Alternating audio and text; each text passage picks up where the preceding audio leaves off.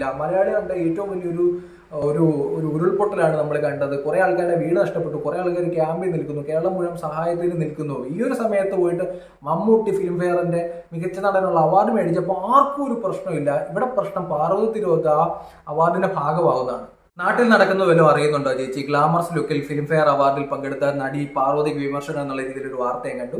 രാവിലെ പാർവതി തിരുവോത്തിന്റെ പേജിൽ കയറി നോക്കി കഴിഞ്ഞാൽ കുറെ മലയാളികൾ വന്ന് പൊങ്കാലയിടുന്നതും വിമർശിക്കുന്നതൊക്കെ കാണാം. നിങ്ങൾ വയനാട്ടിൽ ഉരുൾപൊട്ടൽ ഉണ്ടായിരുന്നത് കണ്ടില്ലേ? ഇവിടെ കുറെ മനുഷ്യന്മാർ മരണപ്പെട്ടത് കണ്ടില്ലേ? ഇപ്പോഴും രക്ഷാപ്രവർത്തനം നടക്കുകയല്ലേ? നിങ്ങൾ അപ്പോഴും ഫിലിം ഫെയർ പരിപാടിയിൽ പങ്കെടുക്കുകയാണോ എന്നുള്ള രീതിയിലാണ് കുറെ ആൾക്കാർ സോഷ്യൽ മീഡിയയിൽ ചോദിക്കുന്നത്. സംഭവം ശരിയാണ്. ഇത്രയും വലിയൊരു ദുരന്തം ഉണ്ടായി നിൽക്കാൻ നേരത്തെ ഇവരൊക്കെ പോയിട്ട് കേരളത്തിൽ അറിയപ്പെടുന്ന നടന്മാരൊക്കെ പോയിട്ട് ഫിലിം ഫെയർ പരിപാടിയിൽ പങ്കെടുക്കുന്നത് ശരിയാണോ എന്ന് ചോദിച്ചാൽ അല്ല.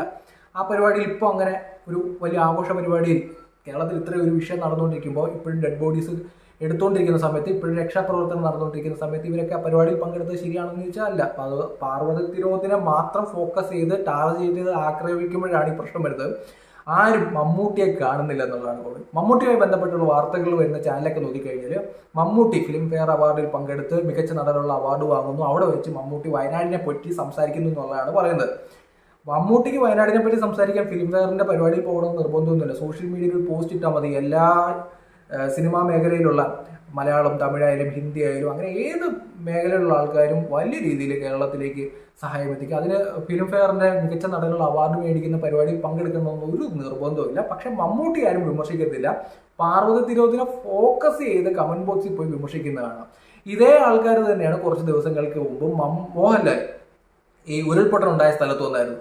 ഈ മോഹൻലാൽ ഉരുൾപൊട്ടലുണ്ടായ സ്ഥലത്ത് വന്നത് മോഹൻലാൽ ലെഫ്റ്റനന്റ് കേണൽ എന്ന് പറഞ്ഞ പദവി ഇരിക്കുന്ന വ്യക്തിയാണ്. ടെറിട്ടോറിയൽ ആർമിയിൽ അപ്പൊ യൂണിഫോമിലാണ് വന്നത്. എന്തൊക്കെ തരത്തിലുള്ള വിമർശനമായിരുന്നു എന്നറിയോ? സോഷ്യൽ മീഡിയ മുഴുവൻ വിമർശനം. താടി വെച്ച പട്ടാളക്കാരനോ, മോഹൻലാലിനൊക്കെ ആരാണ് പട്ടാളത്തിലെടുത്തത്, മോഹൻലാൽ വന്നതുകൊണ്ട് രക്ഷാപ്രവർത്തന സ്പീഡ് കുറഞ്ഞു, ഇങ്ങനെയൊക്കെ എന്തിനാണ് അവിടെ വന്നത്? ഇപ്പൊ അവിടെ ഒരു സ്ലാവ് പോലും പിടിച്ചു മാറ്റാൻ പറ്റുന്നുണ്ടോ? അവിടെ നിന്ന് ഒരു ഡെഡ് ബോഡി പോലും കണ്ടെത്താൻ മോഹൻലാലിനെ കൊണ്ട് പറ്റുമോ എന്നുള്ള രീതിയിലൊക്കെ വമ്പം വിമർശനം വരുന്നുണ്ട്. മോഹൻലാൽ സത്യത്തിൽ രക്ഷാപ്രവർത്തനം നടത്തുന്ന ഒരു സ്ഥലത്ത് വന്നു എന്നുള്ളത് തന്നെ നമ്മൾ ചിന്തിച്ചു നോക്കുക. രക്ഷാപ്രവർത്തനം നടത്തുന്ന ഒരു സ്ഥലത്ത് മോഹൻലാൽ വന്നു. ആ രക്ഷാപ്രവർത്തനത്തിൽ പങ്കെടുത്തുകൊണ്ടിരിക്കുന്ന ടെറിട്ടോറിയൽ ആർമിയിലെ ഉദ്യോഗസ്ഥർക്ക് ഒരു മെന്റൽ സപ്പോർട്ട് കൊടുക്കാൻ പറ്റി. ടെറിട്ടോറിയൽ ആർമിയിലെ മോഹൻലാൽ അതിന്റെ ടെറിട്ടോറിയൽ ആർമിയുടെ ഭാഗമാണ്. അതൊരു മുഴുവൻ സമയം സൈനിക സേവനമുള്ള ഫോഴ്സും അല്ല എന്ന് നമ്മൾ മനസ്സിലാക്കുക. ബാക്കിയുള്ള ആർമിയുടെ ഡിവിഷനുമായി ബന്ധപ്പെട്ട് നമ്മൾ ആലോചിക്കുമ്പോൾ 24 മണിക്കൂറും അല്ലെങ്കിൽ വർഷത്തിൽ 365 ദിവസവും ഡ്യൂട്ടി ചെയ്യേണ്ട ഒരു ഫോഴ്സ് ഒന്നും അല്ല ടെറിട്ടോറിയൽ ആർമി. അതുപോലെ തന്നെ മോഹൻലാൽ, കപിൽ ദേവ്, MS ധോണിയെ പോലുള്ള ആൾക്കാരൊക്കെ ഈ ലെഫ്റ്റനന്റ് കേണൽ പദവി കൊടുക്കുന്നത് തന്നെ യുവാക്കളെ സൈന്യത്തിലേക്ക് ആകർഷിക്കാൻ വേണ്ടിയാണ്. അപ്പം മോഹൻലാൽ കൃത്യമായ ഇടവേളകളിലൊക്കെ ഈ ആർമി ക്യാമ്പ് സന്ദർശിക്കുകയും ട്രെയിനിങ്ങിന്റെ ഭാഗമാവുന്നതും വ്യക്തിയാണ്. നിങ്ങൾക്ക് വേണമെന്നുണ്ടെങ്കിൽ അതുമായി ബന്ധപ്പെട്ട ഡീറ്റെയിൽ എടുത്ത് നമുക്ക് മനസ്സിലാവും. അങ്ങനെ ആ ഫോഴ്സിന്റെ ഭാഗമായി 3-4 ദിവസമായിട്ട് രക്ഷാപ്രവർത്തനത്തിന്റെ ഭാഗമായി നിൽക്കുന്ന ഫോഴ്സിന് അല്ലെങ്കിൽ അവിടെ ദുരിതം അനുഭവിക്കുന്നവർക്ക് ഒരു മെന്റൽ സപ്പോർട്ട് കൊടുക്കാൻ വേണ്ടിയാണ് മോഹൻലാൽ അവിടെ വന്നത്. അതല്ലാതെ മറ്റൊന്നിനും വേണ്ടിയല്ല. എന്താണെന്ന് പോലും അറിയാതെ കുറെ ആൾക്കാരൊക്കെ വിമർശിക്കുന്നതാണ്.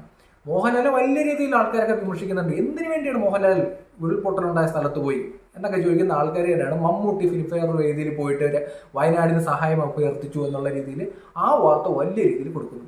ഇവിടെ പാർവതി തിരുവോത്തിനെ കൃത്യമായ രീതിയിൽ നിങ്ങൾ വിമർശിക്കുകയാണെന്നുണ്ടെങ്കിൽ ആദ്യമേ വിമർശിക്കുന്നത് മഹാനടനായിട്ടുള്ള മമ്മൂട്ടിയാണ്. ഇവിടുത്തെ പ്രശ്നം എന്താ വെച്ചാൽ പാർവതി തിരുവോത്തിന് ഒരു വലിയ വിഭാഗം മലയാളികൾക്ക് വലിയ താല്പര്യമൊന്നുമില്ല. കുറച്ച് ആളുകൾക്കും മമ്മൂട്ടിയെ വിമർശിച്ചുകൊണ്ട് അതുകൊണ്ട് തന്നെ കൃത്യമായ ഒരു അവസരം കിട്ടിയപ്പോൾ എല്ലാവരും കൂടെ പോയി പൊങ്കാലയിടുന്നു എന്നായിട്ട് എനിക്ക് ഫീൽ ചെയ്യുന്നത്.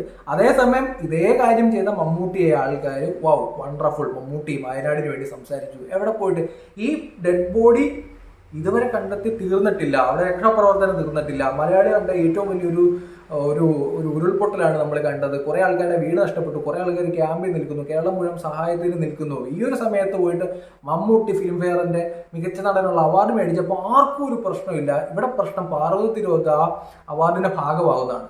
അതൊരു ഡബിൾ സ്റ്റാൻഡാണ്. അത് ഭയങ്കര ഡബിൾ സ്റ്റാൻഡാണ്. അങ്ങനെ വിമർശിക്കുകയാണെങ്കിൽ ആദ്യം വിമർശിക്കേണ്ടത് ആരെയാണ്?